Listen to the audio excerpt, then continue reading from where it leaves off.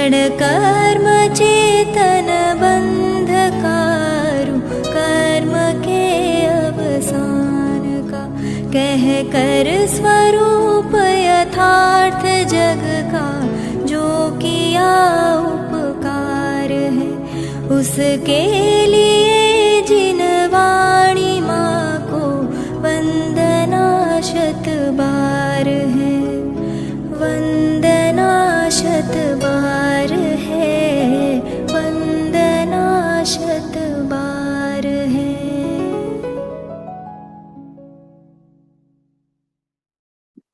ओम नमः सिद्धेभ्यः, ओम नमः सिद्धेभ्यः, ओम नमः सिद्धेभ्यः।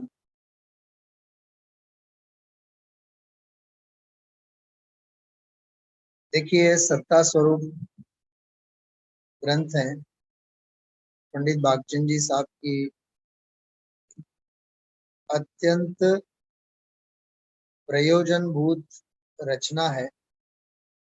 ये हम आप लोग यहाँ थोड़ा सा विस्तार के साथ प्रवचन का रूप, विशेष स्वाध्याय का रूप देकर के थोड़ा सा फैलाव, विषय विस्तार के साथ हम आप लोग कर रहे हैं।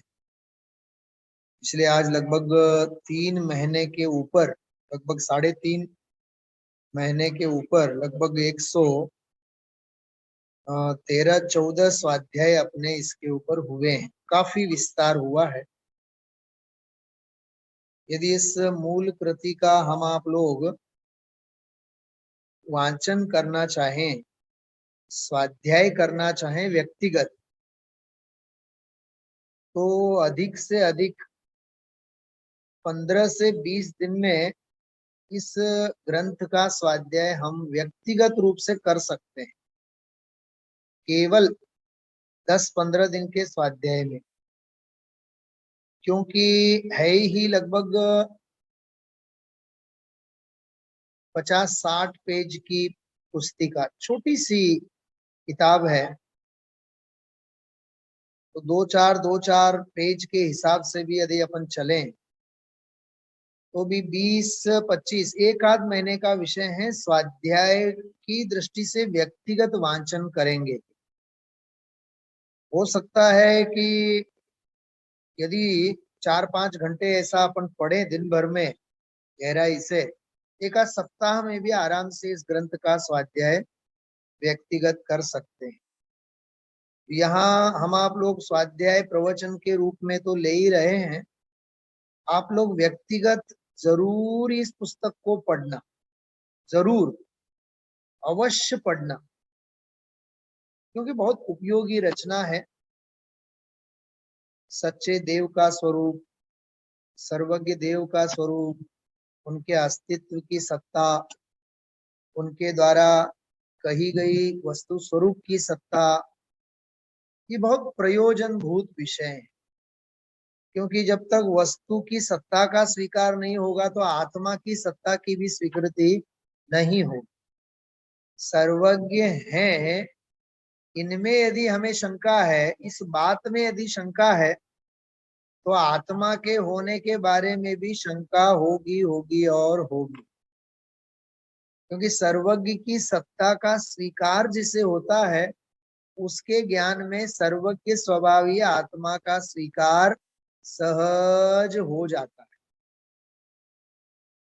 इसलिए आप लोग इस बात को बहुत गहराई से सोचना, समझना कि जब तक सर्वज्ञ का श्रद्धान नहीं होगा, तब तक मोह रूपी, मोह की सेना को हम जीत ही नहीं पाएंगे। क्या कहा मैंने? मोह रूपी सेना, मोह रूपी सेना को हम आप लोग जीत ही नहीं पाएंगे। ये जो मैं बोल रहा हूं, मालूम है कहां से बोल रहा हूं मैं? ये प्रवचन सार की 80वीं गाथा से बोला मैंने अभी।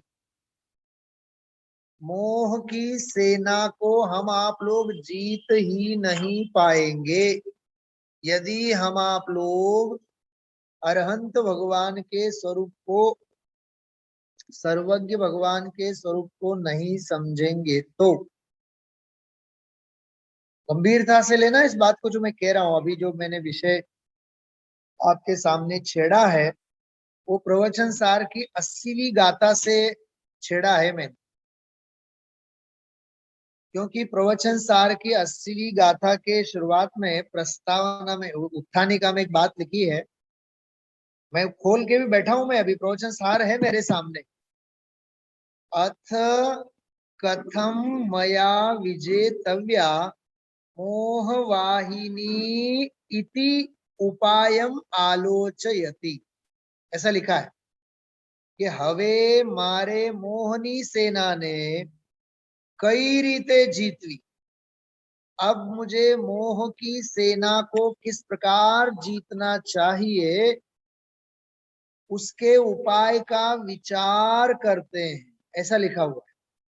उसकी उत्थानिका ही है, 80 नंबर की गाथा की उत्थानिका। तो मोह की सेना पर विजय प्राप्त करने का उपाय क्या,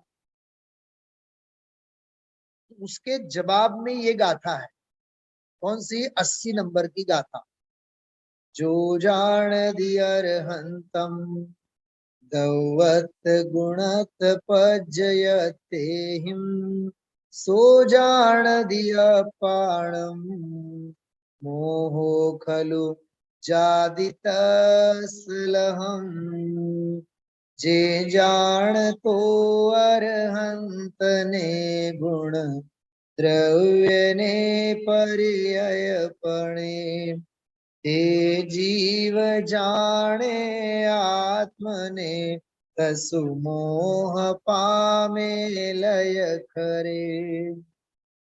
मैं बहुत शांति से, अत्यंत धीरे धीरे भी यदि 80 नंबर की गाथा के संदर्भ में भी बात करूं ना, तो आप सबका हृदय तो इतना प्रफुल्लित हो जाएगा कि जिसकी आप लोग कल्पना नहीं कर सकते। कि जो अरहंत भगवान को उनके द्रव्यपणे, गुणपणे और पर्यायपणे से उनको जानते हैं, मतलब अरहंत भगवान को जानने की बात है, और अरहंत भगवान को द्रव्यपने, गुणपने और पर्यायपणे से जानने की बात। और तत्काल दूसरी पंक्ति में कहते हैं, वह जीव जाने आत्मा को, वह जीव अपने आत्मा को भी जानता है। तसु मोह पामे लय करे, उसका मोह नाश को प्राप्त हुए बिना नहीं रहेगा। इतनी मार्मिक बात, इतनी गंभीर बात है। मतलब आप समझना, जीवन भर की सबसे बड़ी कमाई है कि हम अरहंत भगवंतों को द्रव्य गुण पर्याय से जाने। समझ में आई बात? हाँ, उनको द्रव्य गुण पर्याय से हम आप लोग जाने, ये सबसे बड़ी पूंजी है हम आप लोगों के जीवन की। ये कोई छोटी मोटी बात नहीं है। पहले तो मनुष्य भव मिलना मुश्किल है, जैन कुल मिलना और दुर्लभ है, अरहंत भगवंतों का शरण मिलना और दुर्लभ है, अरहंत भगवंतों की तीर्थंकरों की वाणी का मिलना और दुर्लभ है। वाणी का मिल जाने के बाद भी कहीं ना कहीं, कहीं ना कहीं, कहीं ना कहीं जीव राग की क्रियाओं में, पुण्य की क्रियाओं में अटक ही जाता है। वहां से निकल करके तीर्थंकर भगवंतों की वाणी को समझते हुए द्रव्य गुण पर्याय की वस्तु व्यवस्था को समझना महादुर्लभ है, और उसको भी समझते हुए अपने भगवान आत्मा को समझना और दुर्लभ है। और समझ में आ जाए तो उसमें समा जाना तो और दुर्लभ। बस मैं यहां भी स्वाध्याय को यदि विराम दूं ना, तो भी आपको बहुत बड़ी वस्तु मिल गई आज, ऐसा समझ। ये मैं एक एक बात जो आप लोगों से कहता हूं ना, ये बहुत सोच विचार के कहता हूं। ये अनमोल बातें हैं, आपको कहीं सुनने नहीं मिलेगी, कहीं पढ़ने नहीं मिलेगी। हाँ, तो अरहंत भगवंतों का शासन का मिलना, जिन शासन का मिलना, आज सुबह मैंने कहा था। हाँ, दो चार छह चेहरे बाहर के दिख रहे हैं और यहाँ के भी दो तीन चेहरे ऐसे हैं जो सुबह नहीं थे। आज सुबह का स्वाध्याय जरूर सुनना, गुरुदेव श्री का भी प्रवचन सुनना, उसके बाद की जो मैंने समीक्षा की है उसे भी जरूर सुनना। आज गुरुदेव श्री ने जैन शासन शब्द का प्रयोग, भाई सतीश कुमार, क्या कहा? आज गुरुदेव श्री ने 15वीं गाथा के प्रवचन में जैन शासन शब्द का प्रयोग 57 बार किया है 1 घंटे के प्रवचन में। 67 नंबर का प्रवचन है 15वीं बार का, 67 नंबर का प्रवचन है और उसमें 57 दफे 57 बार जैन शासन शब्द का प्रयोग किया है। अरे जैन शासन मतलब वीतरागी परिणति, जैन शासन मतलब वीतरागी धर्म, जैन शासन मतलब आत्मा की अनुभूति, जैन शासन मतलब, जैन शासन मतलब अपने स्वरूप और स्वभाव का भान, स्वरूप की परिणति, सामान्य ज्ञान का आविर्भाव, अर्थात जैन शासन की अनुभूति। असल में क्या है, हम आप लोगों को इन बातों की कीमत नहीं होती है।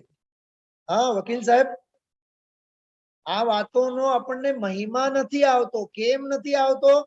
કેમ કે આ તો રોજની વાતો થઈ ને. હા, એમાં ચમત્કાર નથી લાગતો આપણને.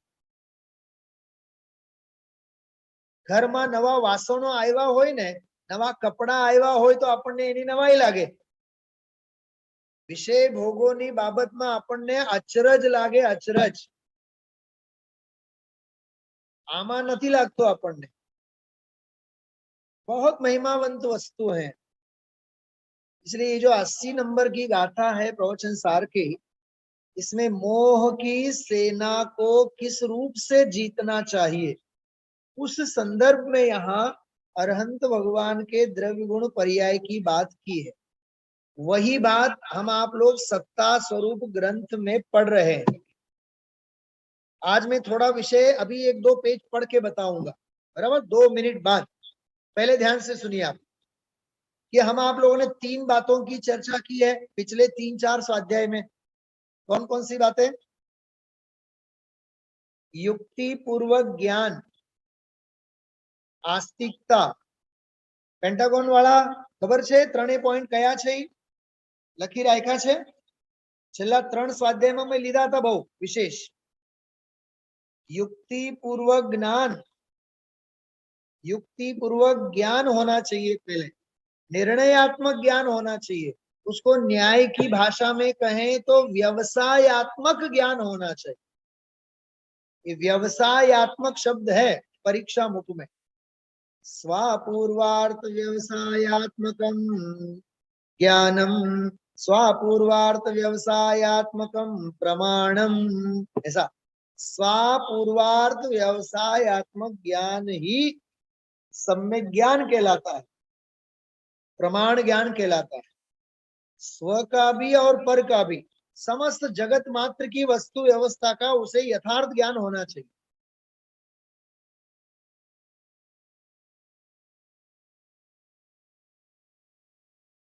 मैंने अपने चैनल के ऊपर हमारे जो वरिष्ठ अग्रज विद्वान हैं वीर सागर जी, प्रोफेसर वीर सागर जी दिल्ली, उनकी आज मैंने 3री कक्षा अपलोड की है अभी शाम को। आज दोपहर ही हुई है 3 बजे। आचार्य समंत भद्र टाइटल है, आचार्य समंत भद्र व्यक्तित्व एवं कर्तृत्व। 3रा प्रवचन है आज का, 3रा। उसको सुनना आप ध्यान से, उसमें बहुत बढ़िया बात आई है। मैं लाइव में सुना था, लाइव में जुड़ा था मैं, उसमें इतनी मार्मिक बात है। उन्होंने एक बहुत बढ़िया बात कही उसमें। अकलंक देव ने न्याय के ग्रंथ में कहीं उल्लेख ऐसा किया है, अकलंक देव ने, जिनका हम आप लोगों ने परमानंद स्तोत्र पढ़ा है, परमानंद स्तोत्र और स्वरूप संबोधन स्तोत्र का स्वाध्याय किया है, विधान किया है। उन्होंने एक जगह ऐसा उल्लेख किया है, यदि विश्व में, दुनिया में ध्यान रखने लायक कोई बात है तो अपना भगवान आत्मा है। ये बात तो सभी आचार्य लोग कहते हैं। दूसरी बात जो कही है बहुत मार्मिक है। आत्मा के बाद क्या कहा? आत्मा के बाद यदि ध्यान देने लायक, समझने लायक यदि कोई है, मालूम किसका नंबर दिया है? शरीर का।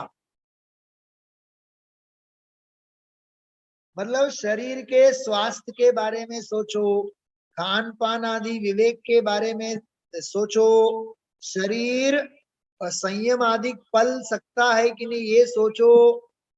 ऐसा वहां विषय आया था। मुझे आपको दूसरी बात कहनी है, जैसे शरीर का भी ख्याल रखना जरूरी है, ऐसे द्रव्य गुण पर्याय विषय का ख्याल रखना बहुत जरूरी है। इसलिए युक्ति पूर्वक ज्ञान, आस्तिकता और रसिक, ये तीन बातें हैं। अभी मैं पढ़ रहा हूं उसमें है ये विषय, अभी मैं पढ़ूंगा। आपके पास पीडीएफ फाइल है, आप लोग देख लेना उसमें। मैं थोड़ा सा बहुत बढ़िया विषय अभी पढ़ना चाहूंगा। दो बातें सुनिए। आगे आगामी 8-10 दिनों में एक विषय आएगा, उसमें 7 प्रकार के अरहंत भगवान। केवली केवली कितने प्रकार के होते हैं? 7 प्रकार के। तो सातों प्रकार के अरहंत केवलियों के बारे में विषय आएगा, अगले सप्ताह ही आएगा, बराबर? कल तो नहीं आएगा तुरंत, अगले सप्ताह में वो आ ही जाएगा। वैसे 7 प्रकार के अरहंतों का ज्ञान होना चाहिए, उनके स्वरूप का ज्ञान होना चाहिए। आगे एक और बहुत बढ़िया विषय आएगा, 4 प्रकार की इच्छाएं। कितनी इच्छाएं? 4 प्रकार की इच्छाएं। एक बहुत जोरदार विषय आने वाला है। मतलब आप लोग इस विषय को सुनते जाइए, सुनते जाइए, तो आपको इसकी गंभीरता समझ में आएगी। असल में क्या है, विषय को अपन बहुत गहराई और गंभीरता से देखें ना, तो ही उसकी महिमा हम आप लोगों को आएगी। हाँ, तो वो इस 4 प्रकार की इच्छाओं का जो प्रकरण है, वो भी बहुत अद्भुत विषय आएगा। और उससे पहले अरहंत भगवंतों के अतिशयों के बारे में, मतलब तीर्थंकर अरहंत के अतिशयों के बारे में बहुत बढ़िया, मतलब उनका पुण्य का वैभव, तीर्थंकर भगवंतों का पुण्य का बाह्य वैभव क्या होता है, कैसा होता है, उसका सारा लेखा जोखा यहाँ पंडित भागचंद जी साहब ने हम आप लोगों को समझाया है। सुन रहे हैं ध्यान से मैंने क्या बोला अभी? हाँ, ये आगामी 15-20 दिन का जो विषय है, आगामी 1-आध महीने में जो विषय आने वाला है, उसको मैं आपके सामने बता रहा हूं। ये कोई अप्रयोजन भूत नहीं है। इसलिए आप लोग बिल्कुल एक विद्यार्थी की भांति इस विषय को, मेरी बात है, मेरी मतलब सुनील भाई शास्त्री की नहीं, अपने आत्म कल्याण की बात है, ऐसा समझ करके इस विषय को आप अपनाना। बात समझ में आई? हाँ, तो कहने का मतलब ये है, ये इतना प्रयोजनभूत विषय। अभी हम आप लोग 20 नंबर के पेज पे हैं पीडीएफ फाइल में, 20 नंबर के पेज से अपन लोग पढ़ रहे हैं, और मैं आपको 26 नंबर के पेज की बात कर रहा हूँ रेफरेंस के रूप में। अभी तक 25 नंबर के पेज तक की सारी बातें मैंने कर दी आपके साथ। तो 4 प्रकार की इच्छाओं का प्रकरण आएगा 26 नंबर के पेज के ऊपर। मोह की इच्छा, कषाय की इच्छा, भोग की इच्छा और रोग अभाव की इच्छा। 24 घंटे ये इच्छाएं चलती हैं जीव। मोह की इच्छा, कषाय की इच्छा, भोगों की इच्छा और रोग के अभाव की इच्छा। बोलो, विश्व में कौन नहीं चाहता कि कोरोना रोग विश्व में से निकल जाए? बोलो, हम आप लोगों को भी रात के सपने वही आते हैं ना, बस ये रोग निकल जाए तो अच्छा, रोग निकल जाए तो अच्छा, हाँ, ये कोरोना नाम ही खत्म हो जाए तो अच्छा। ये रोग के अभाव की इच्छा 24 घंटे। इन इच्छाओं की भी बात इसमें बहुत बढ़िया ढंग से आएगी।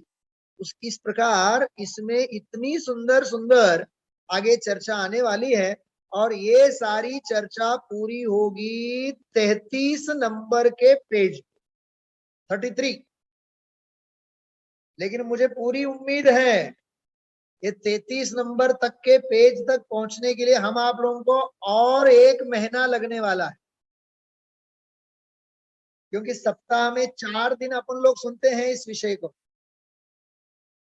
और अभी 22 नंबर के पेज पे हैं, अभी 10-12 पेज बाकी हैं और एक एक पेज को एक एक 2-2 दिन भी यदि गिने तो भी 20-22-25 कक्षाएं और बाकी हैं। मेरा अनुमान समझ में आया आप लोगों को? कैलकुलेशन આપણે તો ગણતરી બાજ કહેવાય ને, હા વકીલ સાહેબ? પણ આ 20-22 ક્લાસમાં પૂરું થઈ જાય તો નવાઈ લાગશે આપણને. મને તો એવું લાગશે કે 2 મહિના લાગશે હજી આ અધ્યાય પૂરું થવા માટે. એટલો ઊંડો આમાં ભરેલો છે ભાવ બધો. हाँ, चलिए 22 नंबर का पेज आप लोग निकालिए। मैं थोड़ा सा 1-2 पैराग्राफ आज आपके सामने पढ़ के बताना चाहता हूँ। सामान्य चर्चा के साथ उस विषय को आगे हम बढ़ाते हैं। बहुत प्रयोजनभूत विषय है। देखिए आप, तुमने जो बातें कही वह तो सब सत्य है। 22 पेज नंबर पीडीएफ में। हाँ, मिल गया होगा सभी को? योगा टीचर को मिल गया? हाँ, तुमने जो बातें कही, ये किसने कही?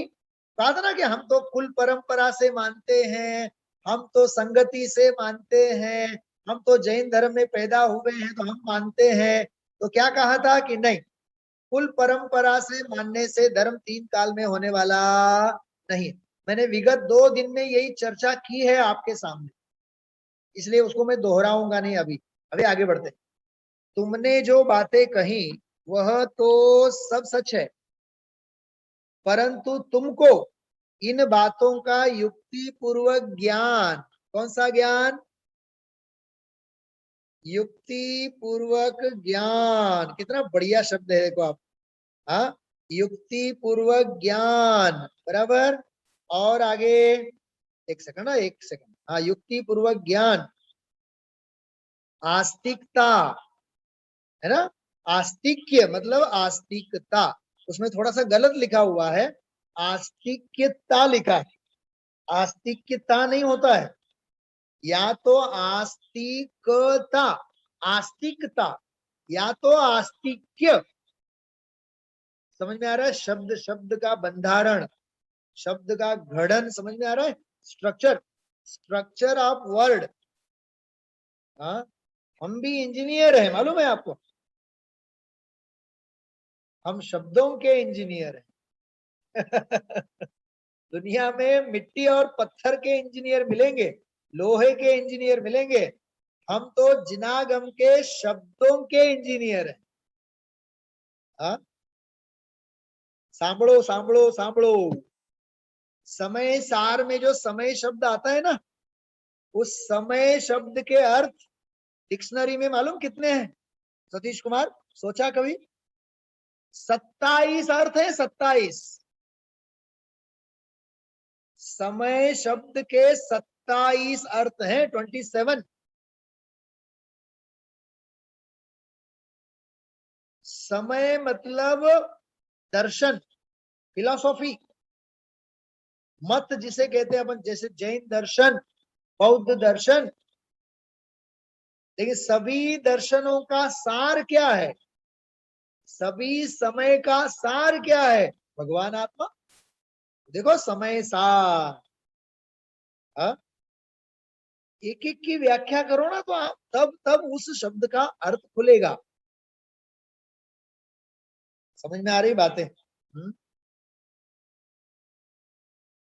तो आस्तिक्य शब्द बनता है अथवा आस्तिकता। युक्ति पूर्वक ज्ञान, आस्तिकता व और रस रूप सेवक पना भाषित नहीं हुआ। मतलब तुम में ये तीनों गुण तो है नहीं। तुमने प्रमाण से नक्की नहीं किया, नय से नक्की नहीं किया। अभी परसों का स्वाध्याय याद करना सुबह का। न तुझे प्रमाण व्यवस्था ख्याल में है और न तुझे प्रमेय व्यवस्था ख्याल में है। दो बातें ली थी ना मैंने। कल सुबह का या परसों का स्वाध्याय था, परसों लगभग। प्रमाण व्यवस्था का ख्याल नहीं है और प्रमेय व्यवस्था का भी तुझे ख्याल नहीं। ये युक्ति पूर्वक ज्ञान नहीं। और आस्तिकता मतलब देव के ऊपर श्रद्धा नहीं, गुरु के ऊपर श्रद्धा नहीं, आत्मा के ऊपर, परमात्मा के ऊपर, विश्व व्यवस्था के ऊपर, वस्तु धर्म के ऊपर, अरे नरक निगोद आदि के ऊपर भी तुझे सत्ता नहीं है। यदि नरक निगोद आदि के ऊपर तुझे श्रद्धा होती, सुनना, तो नरक में जाने के परिणाम तू नहीं करता। क्या कहा? कुछ कहा? समझ में आया आप लोगों को? तू नाना प्रकार की चतुराई करके मायाचारी का पोषण नहीं करता। तुझे यदि निगोद का डर होता तो भगवान से तो डरो। चलो भगवान से नहीं डरे, नरक निगोद से तो डरे हम।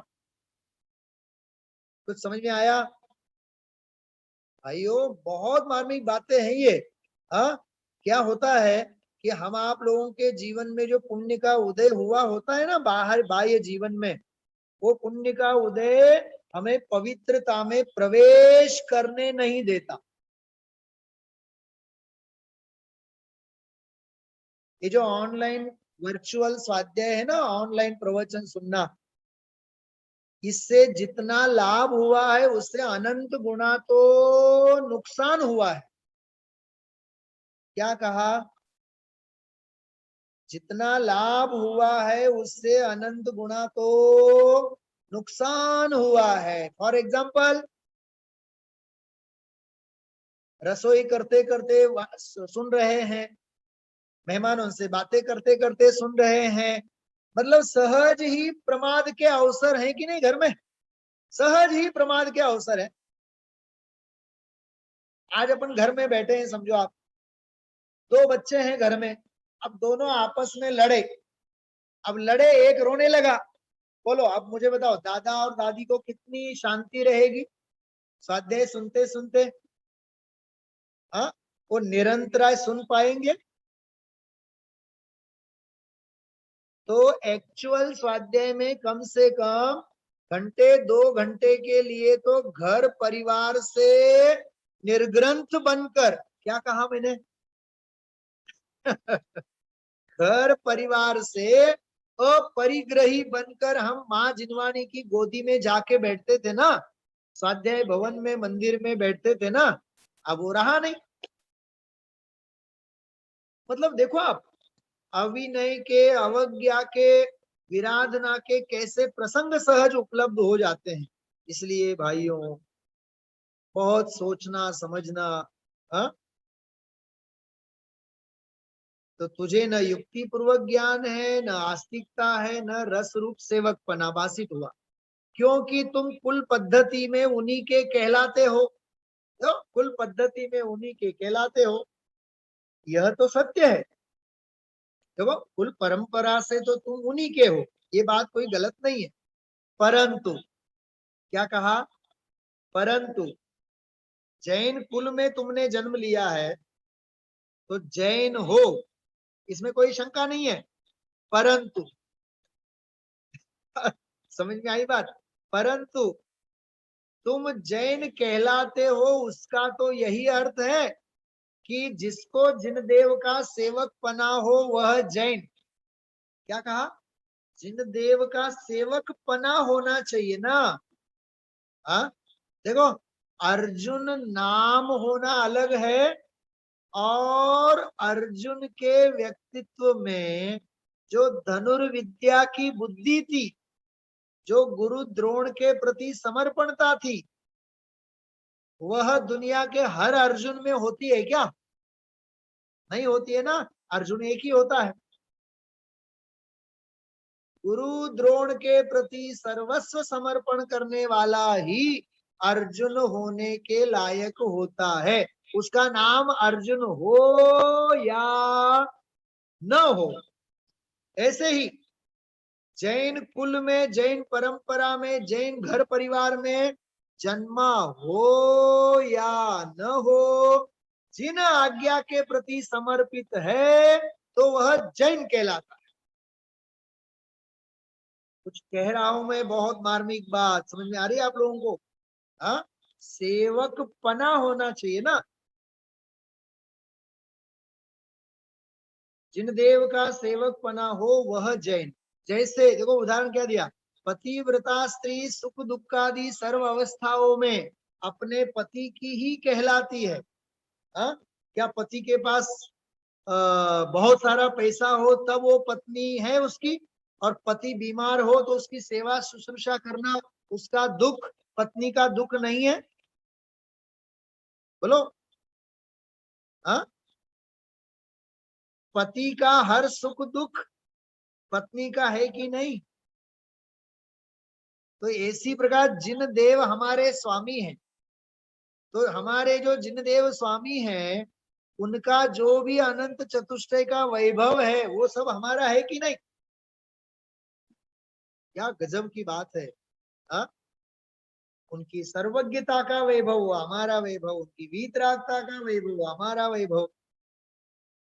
जैसे पतिव्रता स्त्री सुख दुख आदि सर्व अवस्थाओं में अपने पति की ही कहलाती है, तथा पुत्र है वह सुख दुख अवस्थाओं में अपने पिता की जाति का ही कहलाता है। बोलो। हाँ, यदि अपना बाप, अपने पिता आईसीयू में भर्ती हो तो बेटा बाप का नहीं कहलाएगा? बाप का ही तो है ना वो बेटा, उसी की जाति का है ना। कहने का मतलब आगे, उसी प्रकार तुमको तो जिन देव ही मेरे स्वामी हैं ऐसा उसका आस्तिक्य भाव सच्चा भाषित नहीं होता। देखो कहां से कहां ले गए। पति बीमार हो तब पत्नी का हर सुख दुख पति का, बाप बीमार हो तो बेटा उसी की जाति की कहलाता है, क्योंकि बेटे के लिए सर्वस्व बाप है और पत्नी के लिए भी सर्वस्व पति है। ध्यान है आप लोगों का? सबका ध्यान से सुन रहे हैं आप लोग? हाँ, मैं बहुत मेहनत कर करके बोल रहा हूँ, बहुत एकाग्रता से सुनिए आप। जरा भी उपयोग इधर उधर मत करना, बहुत प्रयोजनभूत है। पति किसी भी हालत में हो, वो पत्नी का सुख दुख उसके साथ जुड़ा हुआ है कि नहीं? और पिता यदि हॉस्पिटलाइज भी हुआ हो, अरे गुजर भी गए हो, आप गुजर भी गया, तब भी बेटा किसका कहलाएगा? बाप का ही कहलाएगा ना। ऐसे ही जिनेंद्र भगवंतों के प्रति तेरा आस्तिक पना होना चाहिए, ये कह रहे हैं। वो वक्ता श्रोता के स्वरूप में एक बहुत बढ़िया प्रकरण आता है मोक्षणा प्रकाशक में, जिसे जिन आज्ञा भंग होने का भय होना चाहिए। वक्ता कौन कहलाता है? वक्ता जिन आज्ञा भंग होने का भय, क्योंकि मेरे सर्वस्व कोई है तो जिनेंद्र भगवान है। क्या गजब की बातें हैं सब। हाँ, सोचिए आप लोग। सर्व मत वाले अपने अपने इष्ट देव के सेवक होकर प्रवर्तते हैं, परंतु तुम में तो यह भी नहीं है। देखो ये भी गजब की बात है। अन्य मत वाले कम से कम अपने धार्मिक त्योहार, धार्मिक उत्सव आदि को परंपरा समझ के तो करते हैं। सुनना ध्यान से, मैं क्या कह रहा हूं अब। और हम आप जैसे जैनी मुमुक्षुओं को पता ही नहीं चलता कि अष्टानिका कब आई और गई, परिश्रम पर्व कब आए और गए, महावीर जयंती कब आई और गई, श्रुत पंचमी कब आई और गई, उस संस्कृति और उस सांस्कृतिक परंपराओं से हमें कोई लेना देना नहीं है। तो कई मायनों में हमसे अच्छे वो हैं जो कम से कम अपनी परंपराओं का निर्वाह तो करते हैं। वकील साहब, ત્રીજી વખત હું તમને નામ લઈને કહું છું, સમજાય છે? હા, આપણા રાજકોટમાં ઓલા ઈદ અને રમજાન અને એના દિવસોમાં આ ત્રિકોણબાગ અંગે તમે જો ટોળા ને ટોળા બધા વળેલા હોય, હજારો મુસલમાન, लाखों। हाँ, मैं कहता हूं कम से कम परंपरा बुद्धि से तो कम से कम सब प्रेरित हैं। तो हम जैन होकर, मुमुक्षु होकर, अपने यहाँ परंपरा का कोई महत्व नहीं है, लेकिन कम से कम परंपरा समझ के तो परिसंपरों में आओ, कम से कम परंपरा समझ करके तो स्वाध्याय में पधारो, कम से कम परंपरा का विवेक भान समझ कर तो अष्टानिका की पूजा विधान स्वाध्याय आदि में आओ। परंपरा का भी भान नहीं है, कितना बड़ा अज्ञान है, सोचो। परंपरा समझ करके करना वो तो धर्म है ही नहीं, लेकिन इतना तो विवेक भान हो, ये वाली बात। देखो क्या कह रहे हैं यहाँ से, परंतु तुम में तो यह भी नहीं है। देखो, सर्व मत वाले अपने अपने इष्ट देव के सेवक होकर प्रवर्तते हैं, परंतु तुम में तो यह भी नहीं है। बोलो, प्रक्षाल, पूजा, स्वाध्याय, विधान, आराधना, हाँ, इसमें आना चाहिए कि नहीं हर मुमुक्षु आत्मार्थी को? बोलो सतीश कुमार, हर आत्मार्थी को रस लेना चाहिए कि नहीं? हाँ, पूजा में, स्वाध्याय में, विधान में, प्रवचन में, अपनी स्थानीय हर गतिविधि में हर एक आत्मार्थी को रस लेना चाहिए कि नहीं? मुमुक्षु को रस लेना चाहिए कि नहीं? हाँ, तो यहाँ पंडित जी वही कह रहे हैं, वो अन्य मत वाले तो परंपरा से तो करते हैं, तू तो वो भी नहीं करता है। मालूम उसके ऊपर किसके ऊपर उन्होंने प्रश्न चिन्ह किया? सर्व मत वाले अपने अपने इष्ट देव के सेवक होकर प्रवर्ते हैं, परंतु तुम में तो यह भी नहीं है, इसलिए तुम शीतल दृष्टि से विचार करके देखो। तथा तुमने शास्त्रों से सुना है, परंतु हम पूछते हैं, शास्त्र में तो लिखा ही है, परंतु तुमको कहाँ भाषित हुआ कि देव 18 दोषों से रहित? तो जो कोई भान ही नहीं है, न आगम का ख्याल है, न आगम की मर्यादा का ख्याल है। ये गजब का प्रकरण, ये इतना नाजुक और अत्यंत महत्वपूर्ण प्रकरण है। इन तीन का ही विस्तार है ये, युक्ति पूर्वक ज्ञान, आस्तिकता और रसिकता का ये सारा विस्तार है। यहाँ कोई तर्क करता है कि श्वेतांबर आदि तो युक्ति पूर्वक उत्तर देने में समर्थ हैं अथवा दोष रहित हैं, तो उनको फूल माला पहराना और शरद पूर्णिमा का उत्सव करना इत्यादि दोष के कार्यों को बताते हो। श्वेतांबरों की बात है ये। तथा इन 18 दोषों में कितने दोष पुद्गल आश्रित हैं, कितने दोष जीवाश्रित हैं और कितने दोष जीव पुद्गल आश्रित हैं, यह तो निश्चय किया होता, तथा 18 दोष रहित पना होते ही देवपना आता है, यह निश्चय किया होता, और उनके 18 दोष किस प्रकार कहे गए हैं उनका युक्ति पूर्वक निश्चय किया गया हो, तो फिर दोष सहित में देवपना नहीं मानते। तुम कुदेव को देव नहीं मानते कह रहे हैं, तब इन्हीं को मानते, तब 18 दोष रहित अरहंत हैं। ऐसे वाक्य बोलना तुम्हारा सच्चा होता, मतलब तुम्हारा ये बोलना भी झूठ है, क्योंकि तुम्हें पक्का निर्णय नहीं है। इस प्रकार एक एक बात का विवेचन बहुत सुंदर है इसमें। मैं तो कहता हूँ सत्ता स्वरूप का सच्चे हृदय से यदि स्वाध्याय किया जाए तो सच्चे देव शास्त्र गुरु का सही सही निर्णय हो सकता है। सोचिए आप लोग, समय हो गया है, मैं विराम लेता हूँ।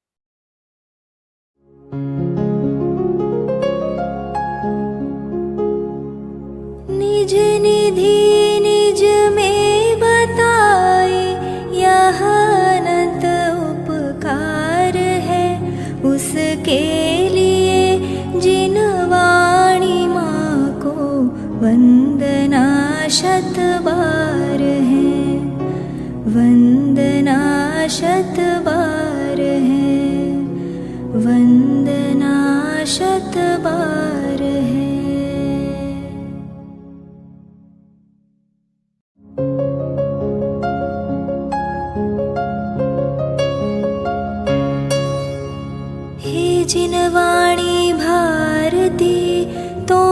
जपो दिन रैन, जो तेरी शरणा गहे सो पावे सुख चैन।